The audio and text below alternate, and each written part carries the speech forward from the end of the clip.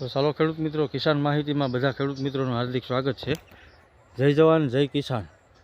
આપણે આજે 2 થી 3 મુદ્દા ઉપર વાત કરવાની છે કે આંબાના પાકની અંદર દિવાળી સમયે, દિવાળી પહેલાં અથવા તો દિવાળી પછી પાણી આપવું કે નહીં, અને દિવાળીના સમયગાળા આજુબાજુ, એટલે કે દિવાળી પછી અથવા દિવાળીના સમયગાળા આજુબાજુ આપણે આંબાની અંદર કઈ કઈ દવાનો છંટકાવ કરવો જોઈએ, કયા ખાતરનો યુઝ કરવો જોઈએ અને કેવી રીતે આની માવજત કરવી, એ આખી માહિતી આપણે વિડીયોની અંદર શેર કરવાના છે. કારણ કે હવે દિવાળી પછી, એટલે કે એકાદ મહિનો જાહે દિવાળીનો, એટલે ત્યાર પછી આપણે આંબાની અંદર ફૂટિંગ ચાલુ થઈ જાય. તો શું કરવાથી ફૂટિંગ વહેલું આવે એની આખી માહિતી આપણે વિડીયોમાં શેર કરવાના છીએ ખેડૂત મિત્રો. એટલે વિડીયોમાં એન્ડ સુધી બન્યા રહેજો. વિડીયો સારો લાગે તો લાઇક, શેર અને સબસ્ક્રાઈબ કરવાનું ભૂલતા નહીં. ફેસબુક પેજ ઉપર હોય તો ફોલો કરવાનું ભૂલતા નહીં. હવે આપણે મેન મુદ્દાની વાત કરીએ કે અત્યારે દિવાળીનો સમય આવી ગયો છે, એટલે કે 1-2 દિવસમાં દિવાળી છે. આપણે વિડીયો શૂટ કરીએ ને, એટલે કે આજે આપણે ધનતેરસના દિવસે આ વિડીયો બનાવીએ છીએ. એટલે કાલની ને પ્રમદી દિવાળીનો સમય છે. તમે જોઈ શકો છો કે હવે પહેલું કામ તો આપણે સાફ સફાઈનું કરવાનું છે. તમે જોઈ શકો છો કે મેં મારા આંબાને જે ખાખા હોય ચોમાસા દરમિયાનના, આ બધા સાફ સફાઈ કરી લેવાની છે.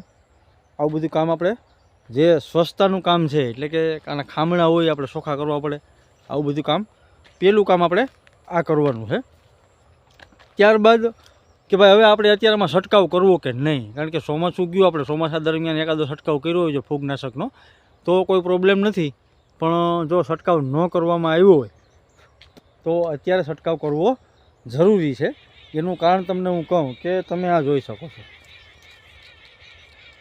આ કાળી ફૂગ છે, તમે જોઈ શકો છો કાળી ફૂગ છે.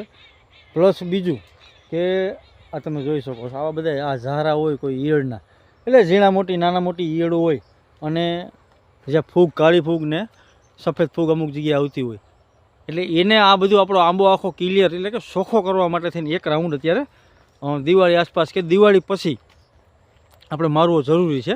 જેથી કરીને કોઈ ઈયળ હોય, આ તમે જોઈ શકો છો કે આવા કોક પાન ખાધેલા છે, એટલે આપણે એનો સફાયો થઈ જાય અને આંબો એકદમ આપણો નિરોગી અને સ્વસ્થ થઈ જાય. જેથી કરીને એને જે ફૂટિંગનો સમય આવે ત્યારે કોઈ પણ રોગ ન હોય તો ફૂટિંગ આપણું સારું આવે અને સારું આપણે ઉત્પાદન મળે. તો એના માટે અત્યારે ખાસ કરી અને એક જે બ્લુ કોપર આવે છે, આપણે કોઈ પણ કંપનીનું બ્લુ કોપર લઈ લેવાનું છે.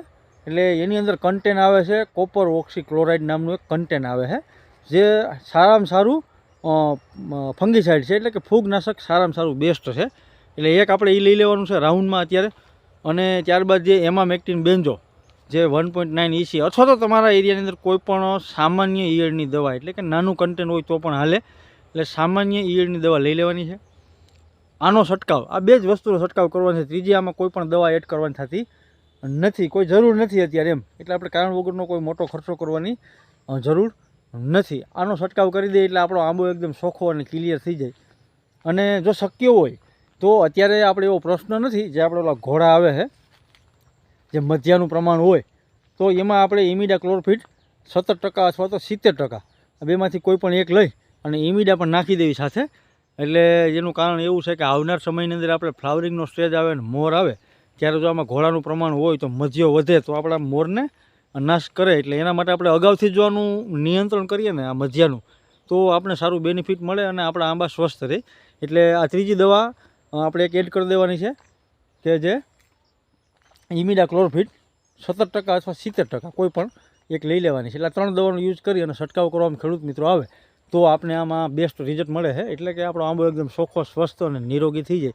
જેથી કરીને એનો ફ્લાવરિંગનો સમય આવે ત્યારે આમાં કોઈ પણ રોગ ન હોય તો ફ્લાવરિંગ સારું આવે, અને જે મોર છે એ પણ સારા આવે, અને બીજા નંબરમાં કે આપણે જે કેરી બંધારણ હોય એ પણ સારું થાય. એટલે એટલા માટે અત્યારે આ રાઉન્ડ મારી દેવો જરૂરી છે. હવે આપણો જે મેઇન મુદ્દો છે ખેડૂત મિત્રો કે ભાઈ અત્યારે પિયત આપવું કે નહીં, એટલે પિયત એટલે કે પાણી આપવું કે નહીં. એટલે હવે ખાસ ખેડૂત મિત્રો હું મારા બગીચાની વાત કરું, જો બીજા કોઈ ખેડૂત મિત્રો આપતા હોય તો આપણે ખ્યાલ નથી, પણ મારો જે આ બગીચો છે આની હું તમને વાત કરું, આના અનુભવ પ્રમાણે જો વાત કરું ખેડૂત મિત્રો, તો અત્યારે હું દિવાળીના સમય ઉપર આને પાણી આપતો નથી. એનું કારણ એવું છે કે હવે આને એકાદ મહિના પછી આમાં ફૂટિંગનો સમય આવી છે, અને જો અત્યારે પિયત આપી દેવામાં આવે, એટલે કે અત્યારે પાણી આપી દેવામાં આવે તો નુકસાની એવી જાય કે આની અંદર કોર આવી જાય. તમે આ જોઈ શકો છો કે જે આમાં કોર આવ્યો નથી, એટલે કે નવો પાલવ આવ્યો નથી. અને જો નવો પાલવ દિવાળી સમયે આવી જાય તો ફ્લાવરિંગ આપણું લેટ થઈ જાય. એટલે કે એ કોર આપણે જૂનો થાય, કોર ગઢો થઈ જાય, ત્યાર પછી એમાં ફ્લાવરિંગ આવે, એટલે કે મોર આવે. એટલે જેથી કરીને આપણે અત્યારે પિયત આપવાનું નથી. મારા બગીચાની અંદર હું આપતો નથી. તમારા કોઈ એરિયામાં જો કોઈ ખેડૂત મિત્રો આપતા હોય તો મને કમેન્ટ કરજો, અને કોઈ આપતા હોય તો અલગ વાત છે. પણ હું મારા બગીચામાં અત્યારે દિવાળી આસપાસ પિયત આપતો નથી.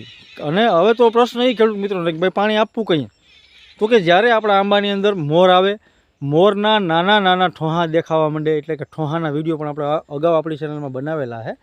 એટલે જ્યારે એ ઠોહા દેખાવા માંડે ને ત્યારે પાણી આપવું જોઈએ, કારણ કે ત્યારે એ ઠોહો દબાઈને હાલતો હોય, ભૂરનું પ્રમાણ હોય. આપણે અત્યારે ઠંડીનો માહોલ આવવા માંડે શાળાની અંદર, એટલે જે ભૂર પવન વાતો હોય એ ભૂર પવનના કારણે એ ઠોહો આપણો મોરનો હોય ને રોકાઈ ગયો હોય, એટલે આંબાને તાકાત ઘટતી હોય. જ્યારે એ ઠોહા મોરના આવી જાય ને આપણે પાણી આપી દઈએ એટલે એકદમ તાકાતથી આપણો મોર નીકળી જાય અને સારામાં સારો આપણો મોર આવે, એટલે કે ફ્લાવરિંગ આપણું સારું આવી જાય. એટલે ખેડૂત મિત્રો આ આપણી નાની એવી માહિતી હતી, એ મેં તમારી સાથે વિડીયોના માધ્યમથી શેર કરી.